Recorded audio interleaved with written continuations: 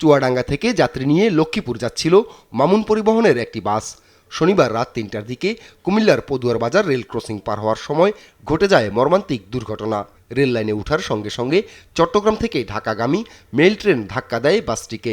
টেনে হিঁচড়ে নিয়ে যায় আধা কিলোমিটারেরও বেশি। দুমড়ে মুচড়ে যায় বাসটি। ঘটনাস্থলেই মারা যান ৯ জন। হাসপাতালে নেওয়া হলে আরও ৩ জনের মৃত্যু হয়।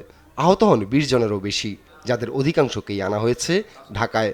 মুহূর্তেই ঘটে যাওয়া দুর্ঘটনা দাগ কেটে আছে আহতদের মনে। ওখানে ওই যে বিশ্ব রোডের মাথায় একটা বিকট শব্দ হয়, শব্দের পরে ট্রেনটা আস্তে আস্তে আস্তে আস্তে স্লোভাবে আসতেছে, আর ভিতরে মানুষ শুধু কান্না করতেছে আর আল্লাহরে ডাকতেছে। গেট না থাকার কারণে বাসটা লাইনের উপরে উঠে যায়।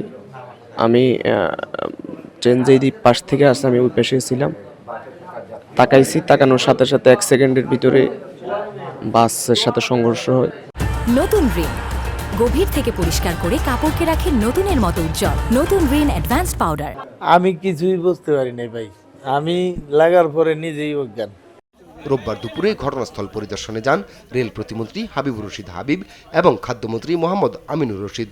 রেল প্রতিমন্ত্রী বলেন, দুর্ঘটনায় জড়িতদের বিরুদ্ধে নেওয়া হবে ব্যবস্থা, আর নিহতদের পরিবারকে তাৎক্ষণিক মরদেহ বহনের জন্য আর্থিক সহায়তা দেওয়ার কথা জানান খাদ্যমন্ত্রী।